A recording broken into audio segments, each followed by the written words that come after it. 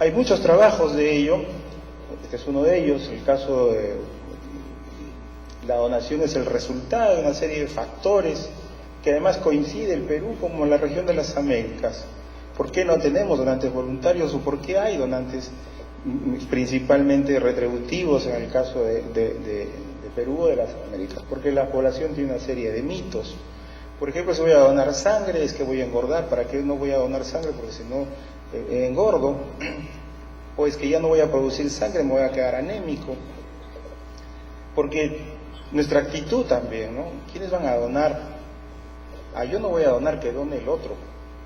Yo sí conocí a mucha gente de diferentes niveles y diferentes jerarquías y le hacía la siguiente pregunta: ¿y usted por qué no trajo a donar a sus hijos? ¿No? Y me decía: no, pero ¿por qué van a donar mis hijos? Que donen mi empleado. ¿No? Hay una actitud no proactiva hacia la donación porque tenemos obviamente entre ellos un poco conocimiento sobre el tema. El acto de donar no nos hace gordos, no nos hace que nos dejen sin sangre, ¿no? Entonces necesitamos mejorar el conocimiento de las personas. Hay una serie de creencias desde el punto de vista familiares, religiosas, que también inhiben a la donación. Hay barreras culturales. Yo me preguntaba si tenemos problemas ahí de hemorragia fetomaterna, sobre todo en las provincias. En algunas de ellas son quechohablantes. ¿Hay algún afiche o algo en quechua sobre la donación voluntaria? O hay poblaciones aymaras, por ejemplo, en Cusco, en Puno, ¿no?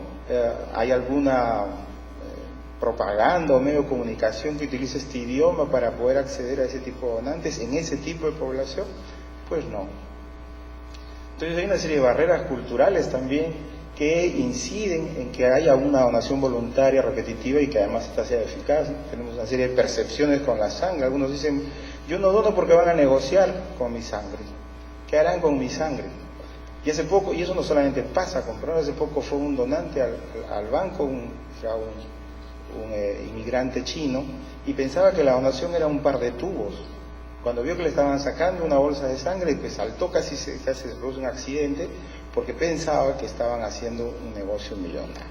Una percepción totalmente equivocada de este caballero. Y así tenemos una serie de percepciones distintas, más en un país como el nuestro, multicultural. Los medios de comunicación, ¿acaso ensalzan vamos a donar sangre? No, exalzan cuando hay un accidente.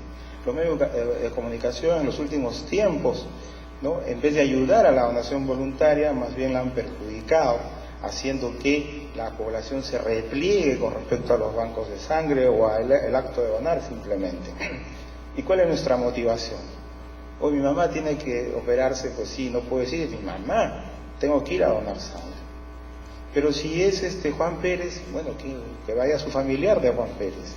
No tengo esa motivación, y la motivación tiene que nacer, tiene que tener base de la solidaridad, que tenemos que empezar desde chicos a formar y a fortalecer para decir: bueno, los sistemas de salud, principalmente los que requieren sangre, tienen la necesidad de contar con donantes de sangre, y hay que entonces alimentar esa red. Si no existe eso, pues entonces siempre vamos a tener una motivación que solamente va a ser un poco egoísta. Yo tengo mi problema, yo tendré que solucionar mi problema. Tu problema soluciona tu problema. El problema de la donación debe ser un problema de todos. Entonces, una serie de factores hacen que implique que la donación voluntaria y repetitiva sea o no tan eficaz en uno o en otro país. La siguiente. Resumiendo, entonces, en el Perú tenemos una rectoría bastante débil, tenemos una legislación que, si bien es cierto, apareció con una ley y un reglamento en el año 95, sin embargo han aparecido como 25 normativas adicionales que le han hecho profusa, que no se cumplan, está desactualizada, y además en alguna de ellas se han contradicho. Un problema que ya se generó desde el punto de vista jurídico. Tenemos un sistema segmentado y fraccionado que además es reflejo. El Sistema Nacional de Sangre es reflejo del Sistema Nacional de Salud. Tenemos una serie de prestadores. Yo me atiendo en las Fuerzas Armadas, no puedo entrar a atenderme en un privado o viceversa. Tenemos un sistema de sangre, igual que de salud sin presupuesto. Estas actividades de donación voluntaria requieren fundamentalmente dinero y algunos dicen que debería ser por lo menos el 30% de su presupuesto de lo que funciona actualmente los bancos de sangre. Sin presupuesto no se puede hacer gran actividad educativa o que implique en futuro tener donantes voluntarios. El MINSA es el principal prestador que tiene este problema, que presenta este problema, es el gran prestador y también es el primero que infringe las normativas que él mismo hace. No hay donación voluntaria repetitiva en el Perú, los bancos de sangre principalmente son intrahospitalarios, esto significa que también es otra contradicción. Yo soy una persona sana, no tengo que ir al hospital, sino debería haber centros especializados donde, con lo que existe en otros países, en los centros, donde las personas tienen mucha mejor accesibilidad para ir a donar sangre y no necesariamente a un hospital en donde en algún lugar del hospital han adecuado un banco de sangre que además ya es difícil su acceso. ¿No es cierto? Hay que hacer colas, hay que atenderse, en fin. Entonces se requiere una reconceptualización y eso además también ya hay diagnósticos definidos. Requerimos centralizar, organizar mejor los bancos de sangre, disminuir el número que tenemos a hacerlos mucho más eficientes. Tenemos estrategias poco estimuladas, no necesariamente tenemos que buscar un donante, podemos hacerlo uno mismo si sobre todo es una cirugía electiva de menor importancia. La seguridad transfusional, por lo tanto, no es 100% segura, no es completa. Ya sabemos que mientras no tengamos donantes voluntarios, entonces los donantes estos pues son más seguros que los remunerados o repetitivos o familiares.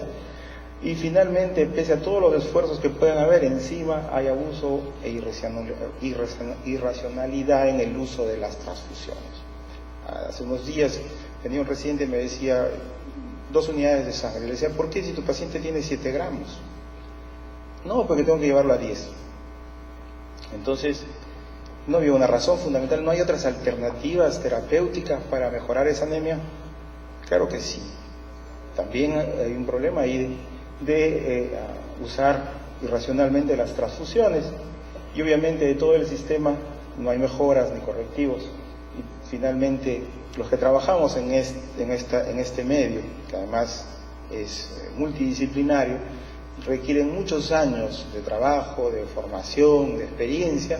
Sin embargo, muchas veces hay centros en los cuales rápidamente se rota al personal, haciendo que todo regrese a foja cero. No hay una política fundamental que la dirija el mismo Ministerio de Salud con respecto a recursos humanos, o que concerte con las universidades o con los entes educativos al respecto para que tengamos recursos humanos que estén acorde con las necesidades de sangre en el país. La siguiente. Y entonces el sistema de sangre tiene 3 pilares, fundamentalmente, un poco para ponerles todas las pautas principales de esto de la donación voluntaria. Tiene 3 pilares. Uno es la donación voluntaria, el otro es donde trabajan fundamentalmente los bancos de sangre, la preparación, obtención, preparación de los componentes sanguíneos para poder usarlos, y obviamente quienes los usan o quienes los prescriben, la transfusión. Pero de estos 3 pilares, que además está reconocido por muchos estudios más, inclusive por el mismo ministerio, la base fundamentalmente de los 3 tiene que ser la educación.